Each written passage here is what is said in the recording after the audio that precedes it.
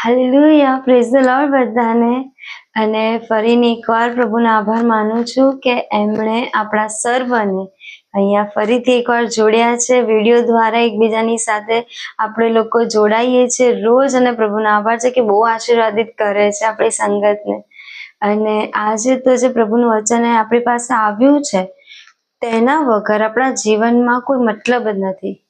તમે ગમે તેટલી આપણે પ્રાર્થના કરી લઈએ, ગમે તેટલું આપણે ચર્ચમાં જઈ લઈએ, ગમે તેટલું આપણે આખું આ બાઇબલ 2 થી 3 વાર વાંચી લઈએ, વચનો યાદ કરી લઈએ, પણ જ્યાં સુધી એ બાબત આપણા જીવનમાં ના હોય ત્યાં સુધી કોઈ જ વસ્તુ કોઈ કામની નથી. અને તે બાબત છે તે તો પાપની માફી, પાપની કબૂલાત. એ બાબત છે કે પાપની કબૂલાત વગર કોઈ માણસ પ્રભુની પાસે જઈ શકતું નથી. અને તેના માટે પ્રભુ શું કહે છે, પ્રભુનું વચન શું કહે છે, તે આવો આપણે સાંભળીએ. તો તે વચન છે તે યોહાનનો પહેલો પત્ર, 1લો અધ્યાય અને તેની 8મી અને 9મી કલમ. આપણામાં પાપ નથી એમ જો આપણે કહીએ તો આપણે પોતાને ઠગીએ છીએ અને આપણામાં સત્ય નથી. જો આપણે આપણા પાપ કબૂલ કરીએ તો આપણા પાપ માફ કરવાને તથા આપણને સર્વ અન્યાયથી શુદ્ધ કરવાને તે વિશ્વાસ તથા ન્યાય છે. આ પ્રભુનું વચન છે. અને પ્રભુનું વચન છે કે આપણે જો આપણા પાપને માફ કરીએ, આપણે આપણા પાપની કબૂલાત કરીએ છીએ, તો તેના માટે પ્રભુ આપણને આપણા સગળા પાપોની ક્ષમા કરવાને માટે વિશ્વાસ તથા ન્યાય છે. અને આપણામાં એવું કોઈ જ વ્યક્તિ નથી કે જે પાપ વગરનું હોય. નાની નાની બાબતોમાં આપણે પાપ કરી બેસીએ છીએ. નાની નાની બાબતોમાં અમુક વાર એવું થઈ જાય છે કે આપણે ના બોલવાનું ભૂલી જઈએ છીએ, હે ને. ગુસ્સો આવી જાય છે તો ગુસ્સામાં તો ગમે તે મોંમાંથી નીકળી જાય છે આપણા. કોઈને જોઈએ તો એણે મારી સાથે આવું કર્યું તો હું એની સાથે આવું કરીને રહીશ, આ બાબત બી જો આપણા મનમાં આવે તો બી આ પાપ છે. કેમ કે પ્રભુને નથી પસંદ. પ્રભુ તો કહે છે તમે દરેકને માફ કરો. પ્રભુ કહે છે તમે દરેકને પ્રેમ કરો, પણ આપણે એવું નથી કરી શકતા. ના બોલવાનું બોલી દઈએ છીએ, ના વિચારવાનું વિચારી લઈએ છીએ, ના જોવાનું જોઈ લઈએ છીએ. ત્યારે દરેક બાબતમાં આપણે નાનીથી નાની લઈને મોટામાં મોટી બાબત એમાં આપણે પાપ કરી બેસીએ છીએ. અને જ્યારે આપણે માફી માંગીએ છીએ ને, ત્યારે પ્રભુ આપણને આપણા એવા બધા પાપો યાદ દેવડાવે છે જે આપણે ભૂલી બી ગયા હોઈએ છીએ. આપણને યાદ બી નહીં હોતું કે આ વસ્તુ આપણે કરી બી છે. તો આવો આજે આપણે પ્રભુની આગળ નમીને પોતાના હૃદય ખોલી નાખીએ અને પ્રભુને કહે કે પ્રભુ તમે અમને અમારા પાપોને માફ કરો. પ્રભુ મારાથી જે પાપ થયું હોય, પ્રભુ નાનાથી નાનું લઈને મોટાનું મોટું પાપ, કેમ કે આપણી જાતને ખબર હોય છે કે આપણે શું પાપ કર્યું હોય છે. એ કોઈ જાણી નથી શકતું, ખાલી આપણા અને પ્રભુ સિવાય. આ 2 વ્યક્તિ સિવાય બીજું કોઈ જ નથી જાણી શકતું. અને આપણા મમ્મી ને આપણા પપ્પા ને આપણા ફ્રેન્ડ્સ ને આપણા લાઈફ પાર્ટનર કોઈ જ નહીં. આપણને જ ખબર હોય છે ને બીજા પ્રભુને ખબર હોય છે કે આપણે શું પાપ કર્યા છે. આવો આજે નમી જઈએ પ્રભુની આગળની આજના દિવસની શરૂઆત તે આપણા પાપોની કબૂલાતથી કરીએ. આવો પ્રાર્થનામાં નમીએ.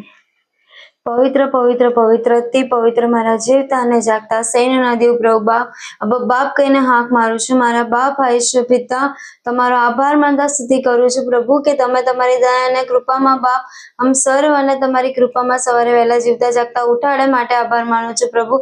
પ્રભુ ખાસ આભાર માનું છું કે તમે આમ સર્વને જીવતા ઉઠાડ્યા છે બાપ. ઘણા લોકો એવા હશે બાપ કે જે લોકો આજનો દિવસ જોવા માંગતા હશે પણ તે નહીં જોઈ શકે પ્રભુ, પણ તમે અમને સ્વસ્થ, તંદુરસ્ત અને જીવતા રાખ્યા માટે બાપ તમારો આભાર માનું છું. મારા બાપ આયુષ્ય પિતા માંગુ છું મારા બાપ, અત્યારે જ્યારે અમે લોકો ખાસ નમ્યા છે બાપ તમારી આગળ, ત્યારે બાપ માંગુ છું મારા બાપ કે બાપ અમારાથી થયેલા સગળા પાપોને પ્રભુ તમે ક્ષમા કરો બાપ.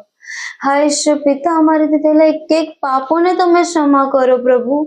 હા મારા બાપ, અમે તો માણસ જાત છે પ્રભુ બાપ. ચાલતા ચાલતા પાપ થઈ જાય છે, બોલવામાં પાપ થઈ જાય છે પ્રભુ. મારા બાપ નાનોથી નાનું પાપ બાપ અને મોટાથી મોટું પાપ તમે માફ કરો પ્રભુ બાપ. અમારા સિવાય અને તમારા સિવાય બીજું કોઈ નહીં જાણી શકતું કે અમારાથી શું પાપ થયા છે પ્રભુ. હા મારા બાપ, ત્યારે તમારી આગળ નમી અને પ્રભુ માંગીએ છીએ મારા બાપ કે તમે મારા પાપોની ક્ષમા કરો મારા બાપ.